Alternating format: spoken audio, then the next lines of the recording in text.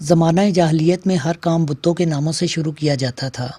اسلام نے زمانہ جاہلیت کی تمام فرسودہ رسموں کو ختم کیا اور ہر کام کا آغاز اللہ کے پاک نام سے شروع کرنے کی تاکید کی۔ حضرت جبرائیل علیہ السلام جب قرآن کی سب سے پہلی آیت لے کر نازل ہوئے، اس میں قرآن کو اللہ کے نام سے شروع کرنے کا حکم دیا گیا۔ مسلمان ہر نیک اور اہم کام بسم اللہ پڑھ کر شروع کرتے ہیں، جو خیر و برکت کا باعث ہوتا ہے اور اس کام میں اللہ کی خاص مدد شامل ہو جاتی ہے۔ جب بھی ہم قرآن کو پڑھتے ہیں تو بسم اللہ الرحمن الرحیم سے اس کا آغاز کرتے ہیں۔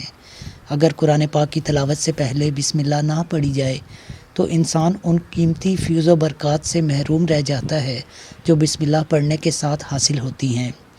قرآن کی ہر سورت کا آغاز بسم اللہ الرحمن الرحیم سے ہوتا ہے، لیکن سورہ توبہ قرآن کی واحد سورت ہے جس کے شروع میں بسم اللہ نہیں ہے۔ کیا آپ جانتے ہیں کہ اس کی کیا وجہ ہے اور اس امر کے پیچھے کون سے گہرے راز پوشیدہ ہیں؟ ایسے راز جنہیں جان کر انسان کا وجود لرز جاتا ہے۔ جس شخص نے بھی اس راز کو جان لیا، بلا شبہ وہ کامیاب ہو گیا۔ آج کی اس ویڈیو میں ہم اسی پوشیدہ راز پر بات کریں گے۔ سورہ توبہ کے دو نام ہیں، ایک التوبہ اور دوسرا البرات ہے۔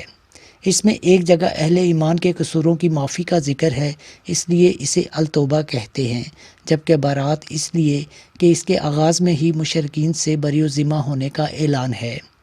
یعنی اللہ تعالیٰ نے اس سورت کے آغاز میں ہی مشرکین سے بیزاری کا اظہار کر دیا۔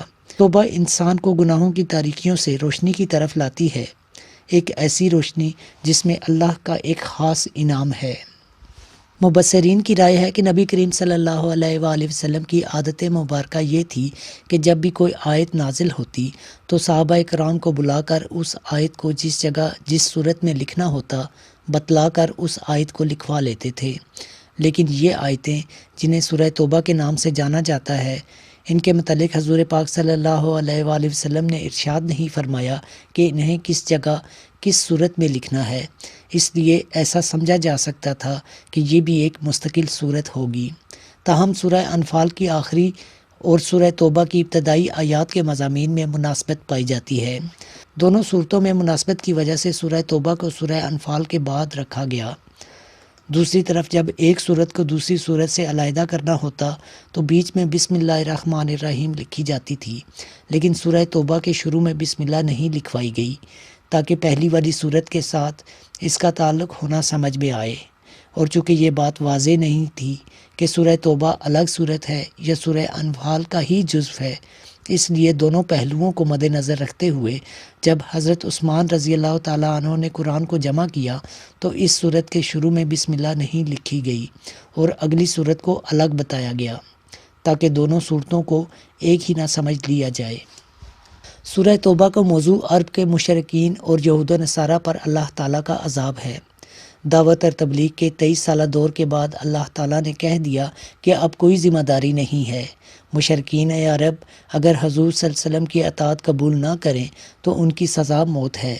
4 مہینے کا وقت ہے، یا تو یہ اسلام قبول کریں گے یا عرب کی سرزمین چھوڑ کر چلے جائیں گے۔ اگر یہ عرب میں رہیں گے تو قتل کیے جائیں گے۔ حضور نبی کریم صلی اللہ علیہ وآلہ وسلم کی قوم پر یہ عذاب آسمانی آفت کی بجائے اہل اسلام کی تلوار کے ذریعے نافذ کیا گیا۔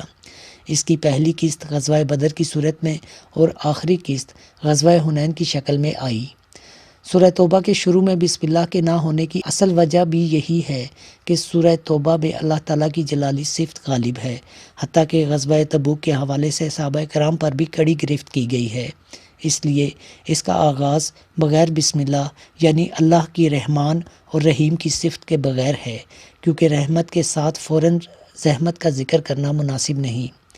ایک روایت میں ہے کہ اس صورت کے شروع میں بسم اللہ نہ لکھنے کی وجہ یہ ہے کہ حضرت جبرائیل علیہ السلام اس کے ساتھ بسم اللہ لے کر نازل نہیں ہوئے تھے، اور نبی پاک صلی اللہ علیہ وآلہ وسلم نے بھی اس کے ساتھ بسم اللہ لکھنے سے منع فرمایا تھا۔ سورہ توبہ کی انتہائی فضیلت بیان کی گئی ہے۔ جو کوئی سورہ توبہ کی تلاوت کرے گا تو وہ ظالم کے ظلم سے محفوظ رہے گا، اور اس کی تلاوت سے اللہ تعالیٰ انسان کے وہ کام پورے کرتا ہے جو بظاہر ناممکن لگتے ہیں۔ سورہ توبہ کی آخری 2 آیات میں حفاظت کا نظام بہت طاقتور ہے۔ ان آیتوں کو پڑھنے والے کے لیے اللہ کی رحمتوں، برکتوں اور رزق کے خزانے کھل جاتے ہیں۔ قرآن پاک کی تلاوت کو روز کا معمول بنائیں اور اللہ سے اپنے گناہوں کی معافی مانگتے رہیں۔ بے شک وہ معاف کرنے والا، غفور اور رحیم ہے۔